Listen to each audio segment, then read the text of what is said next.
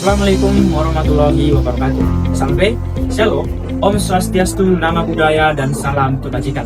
Pada hari ini, kami akan memilah dan membahas perubahan-perubahan substantif apa saja yang telah berubah dalam KUHP kita atau KUHP kita yang dari sebelum pembaruan dan yang sudah KUHP baru kita nasional itu yang diresmikan pada 2 Januari 2012. Pidana merupakan sebuah konsep hukum yang merujuk pada sanksi yang diberikan oleh negara kepada individu ataupun entitas yang melakukan hukum atau yang melakukan tindak pidana. Hukum pidana merupakan sebuah konsep yang mengingatkan kita atas perbuatan-perbuatan tertentu yang mengingatkan dan mensyaratkan kita dapat menjadi pelaku tindak pidana.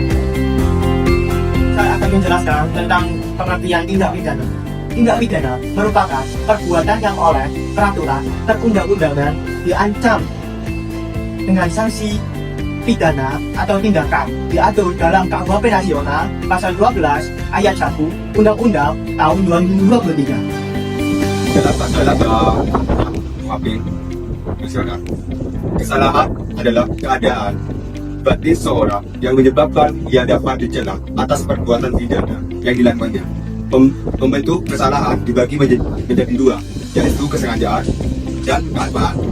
Tanggung jawab pidana adalah kewajiban seorang untuk menerima akibat hukum atas tindak pidana yang dilakukannya. Dalam KUHP Nasional menegaskan asas Gen tersebut atau tidak ada pidana tanpa kesalahan. Salah satu pembaruan penting dalam KUHP Nasional yaitu mengakui korporasi sebagai subjek hukum pidana yang diatur dalam pasal 45 sampai 50. Ringan dan pemberat pidana. Ringan pidana adalah keadaan yang membuat hukuman pelaku dapat dikurangi oleh hakim diatur dalam peraturan hukuman. Hakim wajib mempertimbangkan faktor persoalan dan juga faktor sosial sebelum menjatuhkan hukuman terhadap terdakwa. Selanjutnya adalah pemberat pidana.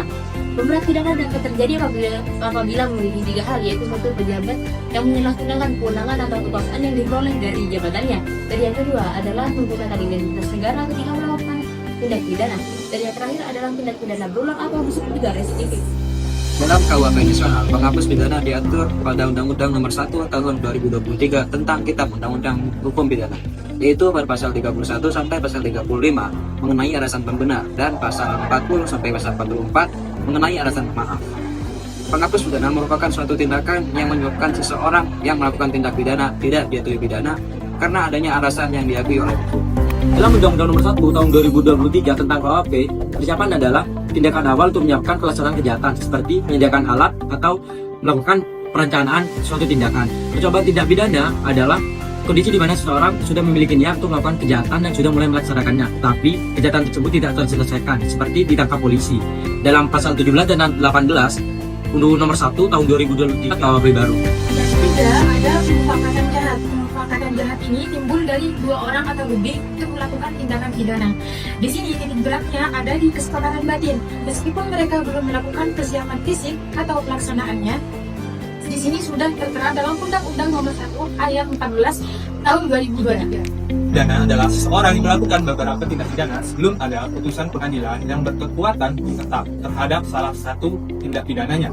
Perbarang tindak pidana diatur dalam pasal 125 sampai 131 yang mana pasal ini sebagai dasar ini ketika seorang pelaku melakukan lebih dari satu tindak pidananya. Pengulangan tindak pidana atau residivis adalah seseorang yang melakukan kejahatan lagi setelah pernah dipidana. Dasar hukumnya pasal 486 sampai 488 KUHP. Akibatnya, hukuman dapat diperberat karena pelaku mengulangi tindak pidana. Hapusnya kewenangan untuk melakukan tindak pidana. 1. Nebisin hidup. Artinya, orang yang sudah diadili dan dijatuhi pidana oleh badan peradilan yang berwenang atas suatu tindak pidana yang didakwakan padanya tidak boleh dijatuhi pidana untuk kedua kalinya.